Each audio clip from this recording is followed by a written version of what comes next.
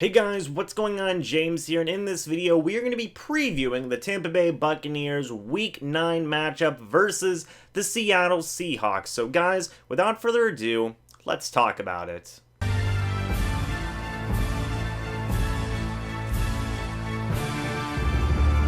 First thing I want to talk about when discussing the Tampa Bay Buccaneers versus the Seattle Seahawks is the Seattle Seahawks defense. They have retooled in a big way. Okay, here's some of the all-stars on the Seattle Seahawks defense. Is Jadeveon Clowney, who they just traded for this past offseason with the Houston Texans. Bobby Wagner, who in my opinion is one of the best linebackers in the entire NFL, if not the best. KJ Wright, who is, again, one of the better linebackers in the NFL. I think he's top half in terms of the better linebackers in the NFL. And Shaquille Griffin, almost said Shaquem. Shaquille Griffin, the cornerback for the Seattle Seahawks, who I think, had the really difficult role of filling in for Richard Sherman, and he did it in spades, essentially. He did a really awesome job, and there are other pieces of the Seattle Seahawks defense, and I will talk about them in a couple seconds here. But those four guys, those are the big guys of this Seattle Seahawks defense. And whenever going up against the Buccaneers offense, who I will say right now they have struggled, okay? And I know people are going to say, oh, James, the offense has been doing fine. Okay, yeah, they've been getting a lot of yards, but I'll tell you right now, the communication problems have been there, and the turnover problems have been there. 11 turnovers in 2 games. You are not going to win games like that. I cannot say it enough. I don't care, I don't care, okay? 11 turnovers in 2 games. You're not going to win like that. You're going up against a really tough Seattle Seahawks defense in a tough environment. I will talk about that in a little bit as well. This offense needs to be on its A game in communication and in terms of not turning the ball over. I cannot say that enough. So pay attention to all those names I just mentioned on Seattle Seahawks defense. It should be really interesting to see, how the Buccaneers offense does in this environment. Will they go to a silent count? How will their communication hold up? We'll talk about all of that soon, but, pay attention to all those players that I just mentioned on the Seattle Seahawks defense during the game. Next thing I want to talk about is some revenge games. First things first, for the Tampa Bay Buccaneers, that is a big revenge game for Amara Darboh, who is on the Buccaneers active roster right now. I mentioned this in the players to watch video of maybe Amara Darboh, pops off because it's a big revenge game for him. He was a former third-round draft pick of the Seattle Seahawks, and he is now on the Buccaneers active roster. Amara Darboh is really interesting to me, especially considering the black hole void of the wide receiver depth chart right now after Mike Evans and Chris Godwin. We could see Amara Darboh get some more opportunities the more acclimated he gets to the Buccaneers offense, and that could start here versus the Seattle Seahawks. Also, a couple of players on the Seattle Seahawks team that are going to be having revenge games against the Buccaneers. First one, Dakota Watson. Do you guys remember Dakota Watson? I remember Dakota Watson. I was a big fan of Dakota Watson back in, 07, 08, 09, 2010, stuff like that. I was a big fan of Dakota Watson, okay? I liked him. I thought that he was an awesome linebacker. He started a decent amount of games for us, and since then he's gone off. He's been kind of a role player, a really good special teams player for multiple amounts of teams. The Cardinals, I think, the Rams, and now the Seattle Seahawks, and this is a revenge game for him, so that's cool to see. We don't see many people back from the, maybe even the Garcia and the Freeman days, the Freeman and Garcia eras. We don't really see many players from those eras in the NFL anymore who used to play for the Bucs. So, Dakota Watson, it'll be nice to see him. Also, the big one, Bradley McDougald. I missed Bradley McDougald so much whenever he went to the Seattle Seahawks. We have the same birthday. I thought he was an awesome safety, and now he went to the Seattle Seahawks and he filled in, pretty darn well once they lost both Cam Chancellor and Earl Thomas. He has just done really good things. He's another one of those examples of a player going to a different team and just flourishing. I was really upset when we didn't re-sign him. Now, granted, the Buccaneers, at their safety position, they've done a lot of good things as well. You have Jordan Whitehead, Mike Edwards, Andrew Adams, and Justin Evans, who I know Justin Evans is on the IR right now, but he has done some good things for the Buccaneers. But man, I really missed Bradley McDougald. I still miss Bradley McDougald. It's going to be sad to see him in a Seattle Seahawks uniform, but you got Amara Darboh on the Buccaneers trying to get his revenge game in, and on the other side of the ball you got Dakota Watson and Bradley McDougald trying to get their revenge games in as well. So pay attention to those guys and how they play in this upcoming game. Second to last thing I want to talk about is, can the communication survive in this loud stadium? Okay, now I will say this right now: the Seattle Seahawks stadium is it is the hardest stadium in the NFL to play in. Maybe you could say the Atlanta Falcons, but my money is still on the Seattle Seahawks stadium.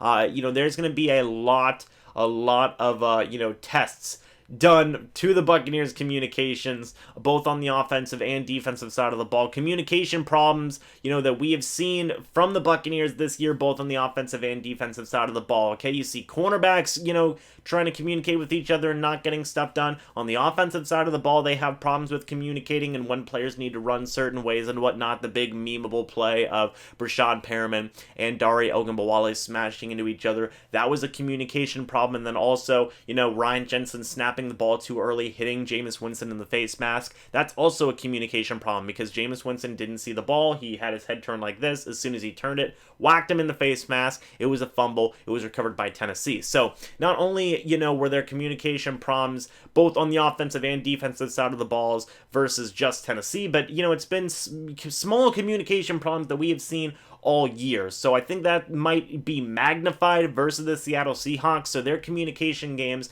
need to be on point. I can't say that enough. Okay, the offense needs to be communicating as well as they possibly can, and same with the defensive side of the ball. Otherwise, you're not going to win. You are going to give up opportunities. You're going to turn over the ball, and you're going to lose the game. Okay, the communication's key, man. Communication's key. You can't have three players looking confused doing this before the ball is snapped on the field. You're not going to win games that way. So the communication needs to be key here, especially in the loud stadium. I imagine they've been practicing it all week, but I can't stress that enough, is that these guys need to have an understanding of each other and the plays that they're running and when to, the timing of certain things, that all needs to be on point. Second last thing I want to mention here is the offense needs to click more, okay? The offense, I think, has struggled this year in terms of turning over the ball and just not getting things going, okay? The running back position, things have not been getting going with that either. We've seen opportunities from guys like Ronald Jones and Peyton Barber, but,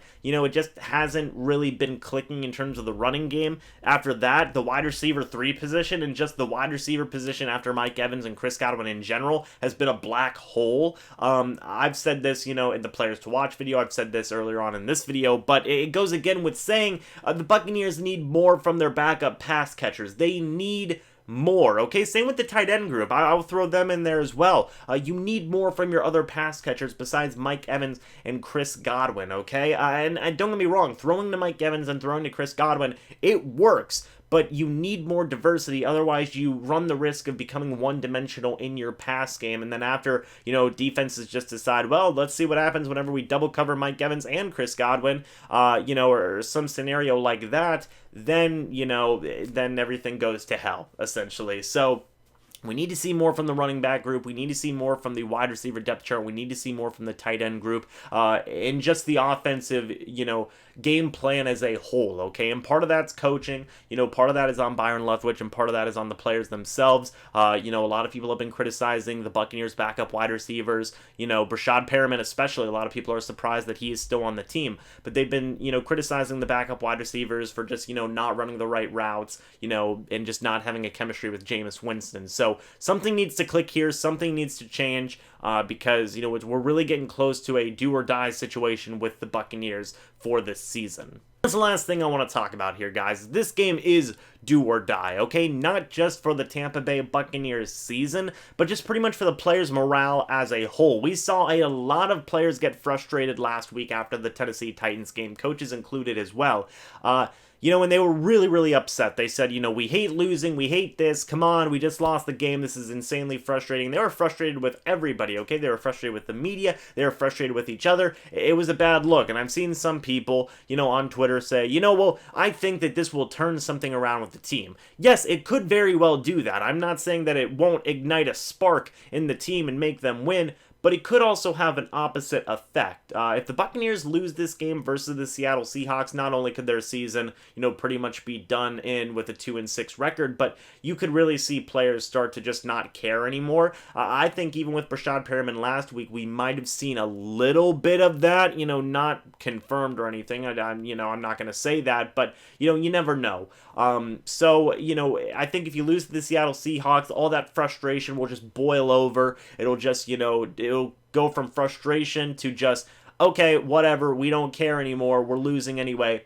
Who cares? So we really got to pay attention to that, how players' attitudes are during this game and how they hopefully bounce back. If they lose, then, things could really not end well in terms of the players' morale and stuff along those lines. So, yeah, guys, let me know what you think about all of this down in the comment section below. What do you think is going to happen versus the Seattle Seahawks? I would like to think the Buccaneers are going to win. They're going to use that fuel. I'm going to think of it more in a positive way. Like I said, they're going to use that fuel. They're going to use that, anger that they have from losing to Tennessee, and having very winnable games this year. And they're going to come into Seattle, and they're really going to go out there and give it their all. But let me know what you think about all this down in the comment section below. Do you think the Buccaneers are going to win? And what's some other stuff you guys are looking out for in this game versus the Seattle Seahawks? But guys, again, thank you so much for watching this video. Hope y'all enjoyed. But until the next video or the next live stream, I'll see you guys in the next one. But until then, and as always, guys, goodbye for now, and go Bucs.